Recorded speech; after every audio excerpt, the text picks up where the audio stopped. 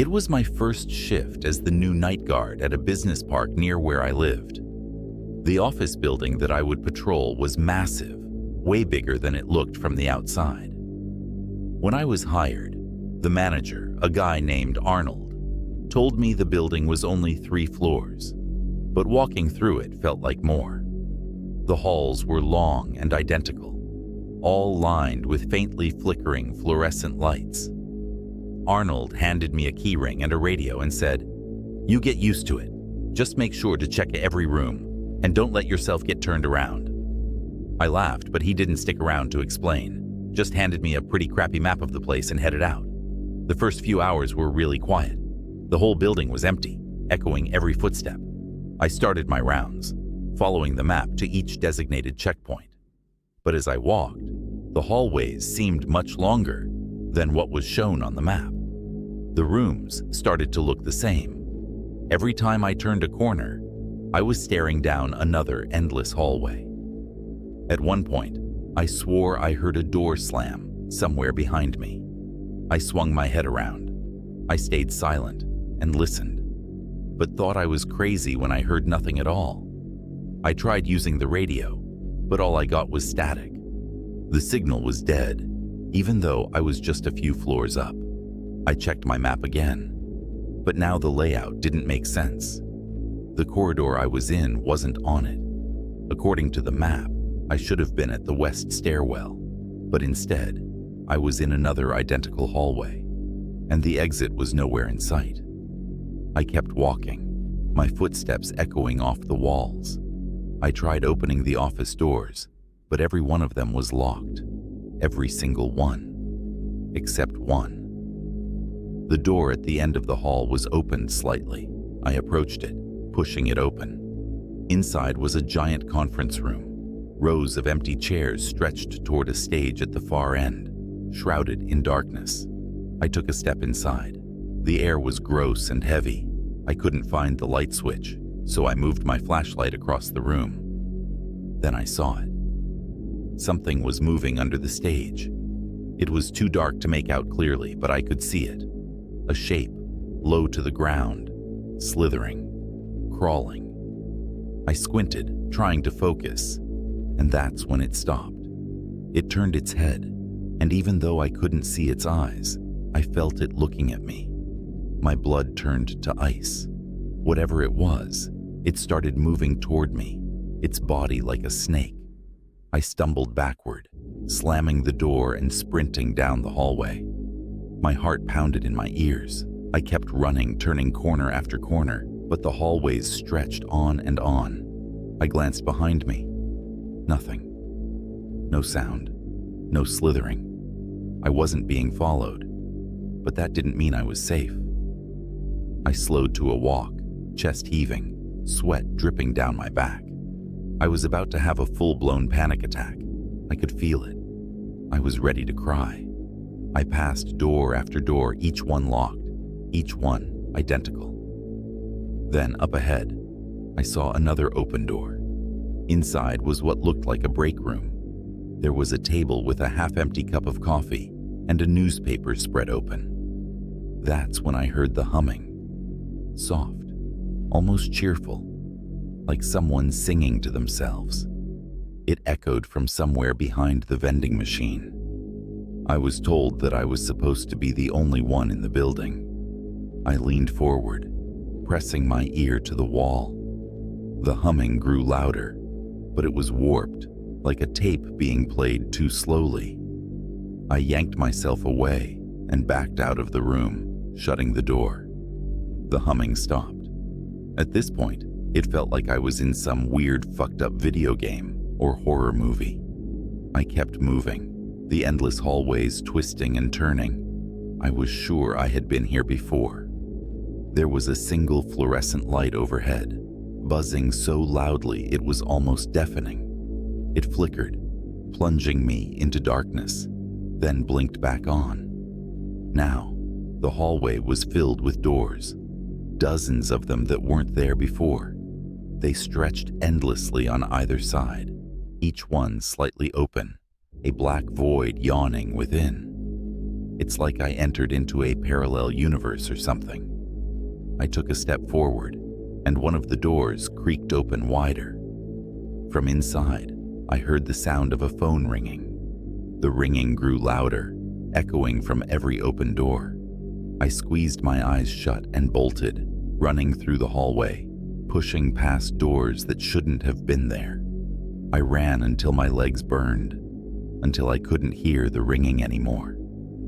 Finally, I collapsed against a wall, gasping for breath. I was back in the lobby. The front doors were right there, glass reflecting the empty parking lot outside. I staggered toward them, my feet feeling like lead. I grabbed the handle and yanked, but it wouldn't budge. I felt defeated. But after a few minutes of overthinking and confusion, I ripped at the door handle again, and it opened. I ran out of the building right for my car. It felt like I just left some sick backroom funhouse. On my drive home, I sat in silence and cried. I blocked the manager's number and never went back. To this day, I'm still trying my best to forget the whole thing.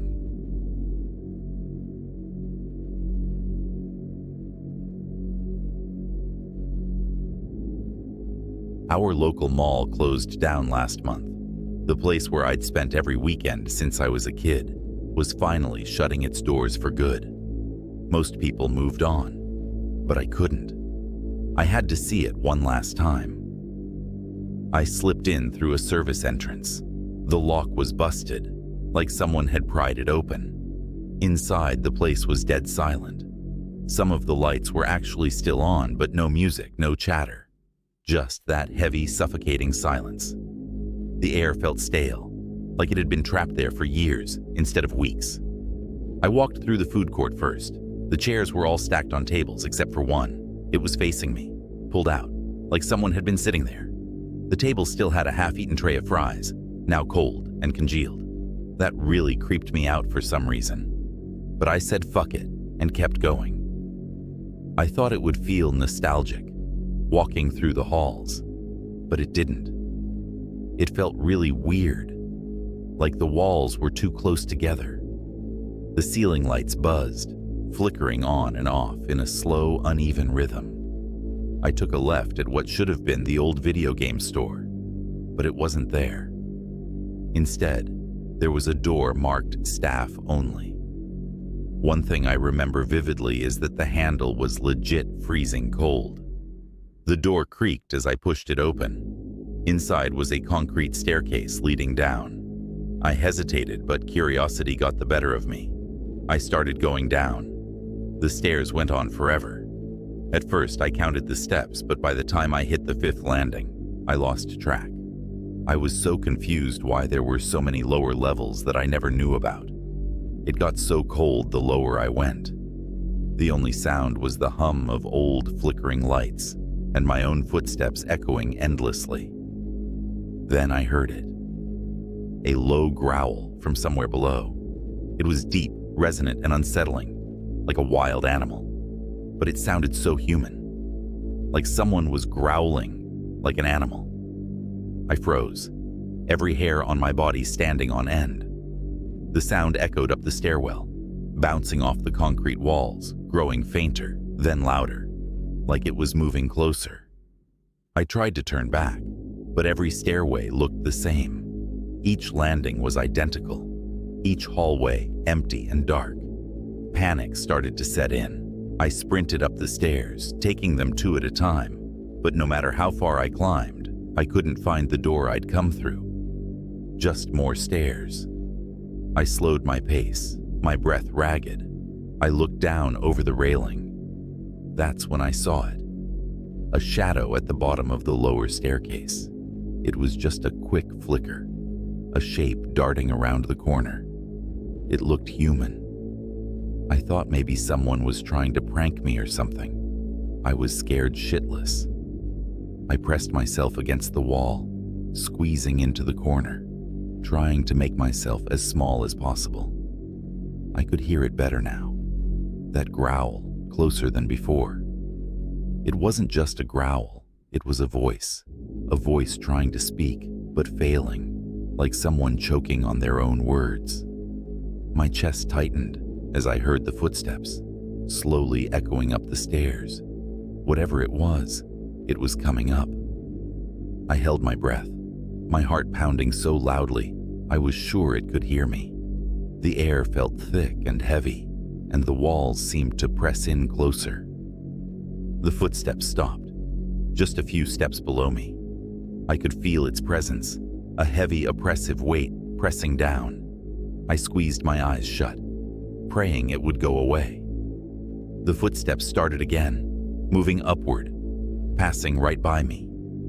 I stayed frozen, waiting for it to disappear. Finally, after what felt like hours, the sound faded away, swallowed by the endless, suffocating silence. I forced myself to move, to keep going up. My legs trembled, my head spun, but I kept climbing. Finally, I saw it. The service door, the same one I'd come through. I pushed through it and fell to the ground, gasping for air. I scrambled to my feet and ran, never looking back. I don't know what I saw down there that day, and I don't want to know.